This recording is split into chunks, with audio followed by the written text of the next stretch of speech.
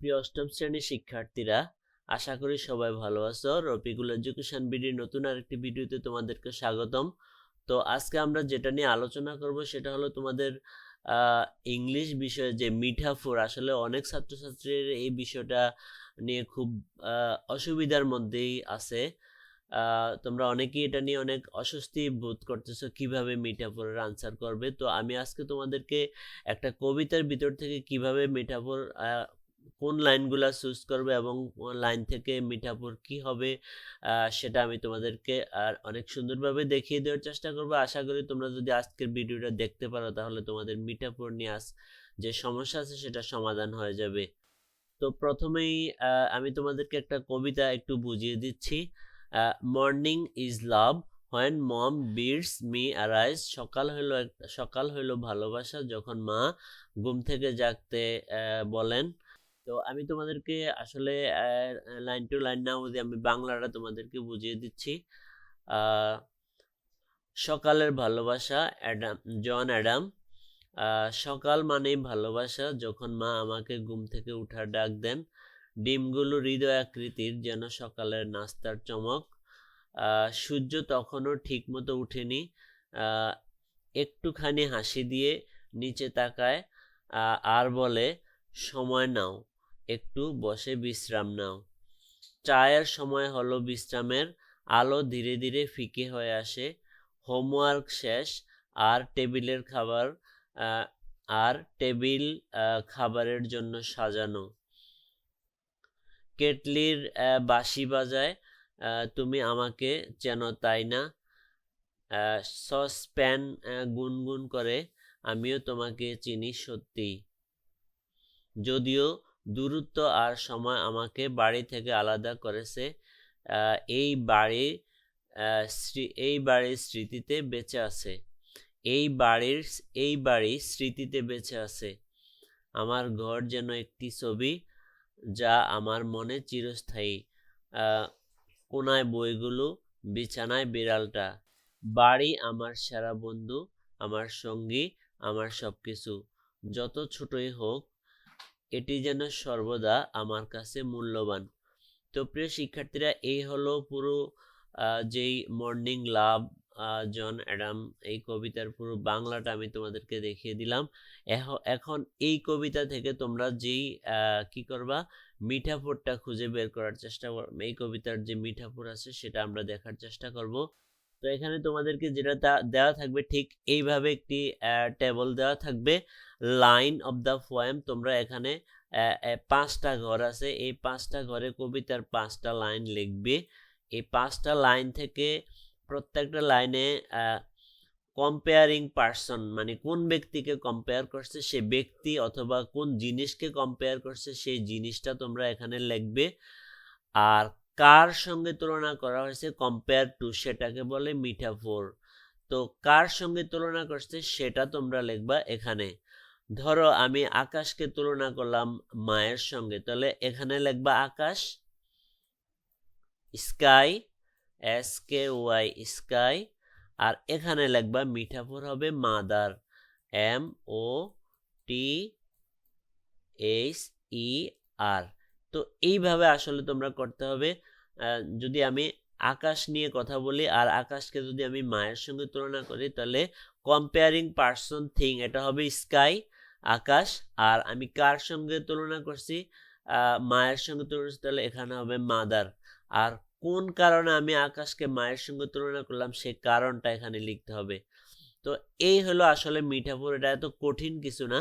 তোমরা লাইন লিখবে, লাইন থেকে কম্পেয়ারিং পার্সন থিং কি সেটা এনে লিখবে, আর কার সঙ্গে তুলনা করছো সেটা এখানে লিখে দিবে, আর কেন লেখছো সেই কারণটা এখানে লিখতে হবে।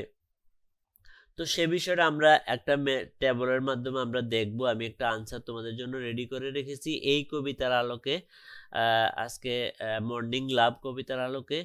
তো আমি প্রথমেই তোমাদেরকে এই কবিতার প্রথম লাইনটা দিয়ে, প্রথম লাইনটার ভিতর থেকে কিভাবে মিঠাফোর খুঁজে বের করবা সেটা আমি একটু দেখাবো। তুমি এই লাইনটা আগে লিখবা প্রথম ঘরে। প্রথম ঘরে কি লিখবা, morning is love when mom beats me eyes. তো এখানে আমি প্রথম লাইনটা লিখলাম, morning is love when mom beats me eyes. তাহলে আমি আমি বলেছিলাম না আমি আকাশ নিয়ে কথা বলতেছি, আকাশকে তুলনা করছি মায়ের সঙ্গে, তাহলে এখানে আমি কি করলাম, স্কাই লিখবো এখানে আর মাকে লিখবো, মাদার লিখবো এখানে। ঠিক একইভাবে মর্নিং ইজ লাভ, এখানে মর্নিংকে মর্নিং নিয়ে কথা হয়েছে, তাহলে এখানে কম্পেয়ারিং পার্সন থিং হবে মর্নিং, কম্পেয়ারিং পার্সন থিং হবে মর্নিং। আর আমি এই যে মর্নিংকে কার সঙ্গে তুলনা করলাম, মর্নিং ইজ লাভ, মানে মর্নিংকে তুলনা করছে এখানে লাভের সঙ্গে, তাহলে তোমরা এখানে কি করো, শুধু লাভ দিয়ে দিলে হবে, অথবা মর্নিং ইজ কম্পেয়ার টু লাভ সেটা দিলে হবে। হ্যাঁ, মর্নিং ইজ লাভ, তার মানে সকালটা হইলো ভালোবাসা, তার মানে এখানে মিঠাফোরটা হবে কি লাভ। তো আশা করি তোমরা বুঝতে পারতেছ।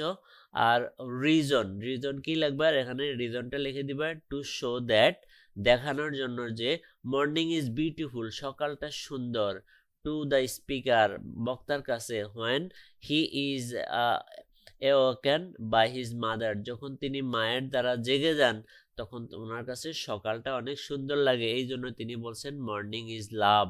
তো এইভাবে তোমরা রিজনগুলো লিখতে হবে।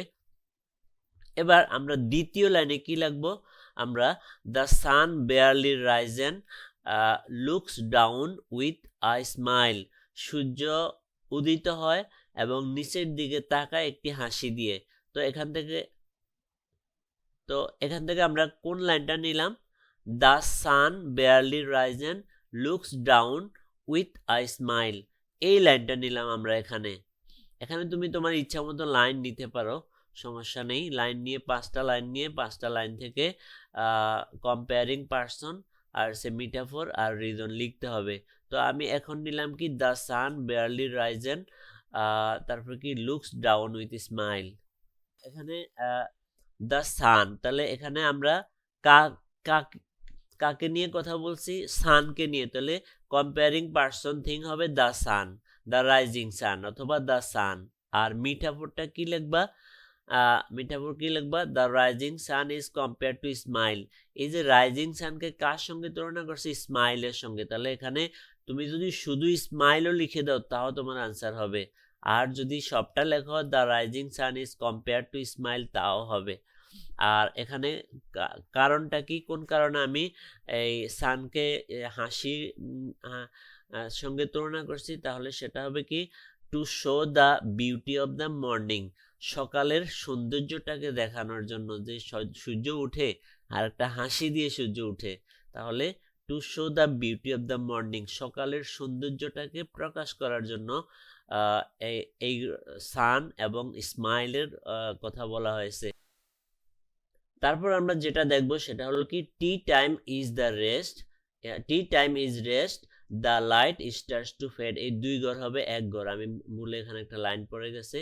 তো এখানে আমরা কম্পেয়ারিং পার্সন থিং হবে কি, টি টাইম, আর মিঠাফোর হবে কি, tea time is compare to rest, মানে টি টাইমকে রেস্টের সঙ্গে তুলনা করা হয়েছে, তাহলে কম্পেয়ারিং মিঠাফোর হবে রেস্ট।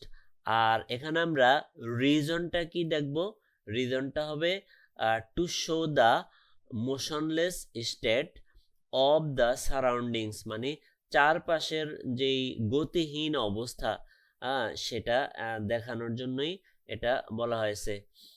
তারপরে আমরা যেটা নিলাম এই লাইনটা, তারপর আমরা যে লাইনটা নেব, my room is a picture which stage in my head, তাহলে আমার ঘর যেন একটি ছবি যা আমার মনে চিরস্থায়ী, আমার ঘর হলো একটা ছবি যা আমার মনে চিরস্থায়ী। তাহলে আমরা এই my room is a picture which stage in my room, তাহলে এখানে কি হবে, কম্পেয়ারিং পার্সন থিং হচ্ছে মাই রুম, যেটা তোমরা বুঝে গেছো। আর এই মাই রুমকে তুলনা করছে পিকচারের সঙ্গে, তাহলে এই পিকচারটা হলো মিঠাফোর। আর রিজনটা কি, to show the speakers love for his room, মানে তার রুমের প্রতি যে ভালোবাসা, কবির ভালোবাসা, সেটা প্রকাশ করার জন্য তিনি এটা বলেছেন। তারপরে আমরা সর্বশেষ লাইনে চলে আসবো, home is my best friend, বাড়ি হলো আমার সবচেয়ে ভালো বন্ধু, মাই পার্টনার আমার সঙ্গী, মাই অল আমার সবকিছু। তাহলে এখানে কম্পেয়ারিং পার্সন থিং হবে হোম, বুঝে গেছো। আর হোমকে তুলনা করছে কার সঙ্গে? প্র্যান্ডের সঙ্গে। তাহলে এখানে প্র্যান্ড লিখে দিবা। শুধু প্র্যান্ড লিখলেও হবে, এখানে শুধু পিকচার লিখলে হবে, এখানে শুধু রেস্ট লিখলে হবে। আর রিজনটা কি হবে? To show a close relationship between the speakers and home, মানে কবির তার নিজের বাড়ির প্রতি যে গভীর বন্ধন, যে সম্পর্ক, সেটা প্রকাশ করার জন্য তিনি এটা বলছেন। তো প্রিয় শিক্ষার্থীরা, আশা করি তোমরা আজকের ভিডিওটা পেয়ে অনেক উপকৃত হবে। কেমন লাগলো ভিডিওটা সেটা অবশ্যই আমাকে কমেন্টস করে জানাবে, আর তোমরা কেমন বুঝতে পারলে সেটাও আমাকে কমেন্টস করে জানাবে। এ বিষয়ে তোমাদের যদি কোনো পরামর্শ থেকে থাকে সেটা আমার সঙ্গে অবশ্যই শেয়ার করবে। আর যারা সাবস্ক্রাইব করো না, অবশ্যই যদি ভালো লেগে থাকে অবশ্যই আমার চ্যানেলটাকে সাবস্ক্রাইব করে রাখবে, পরবর্তীতে নতুন নতুন ভিডিও তোমরা পেয়ে যাবে। তো সবার সুস্বাস্থ্য ও দীর্ঘায়ু কামনা করে আজকে ভিডিও এখানে শেষ করছি। সবাই ভালো থেকো, আল্লাহ হাফেজ।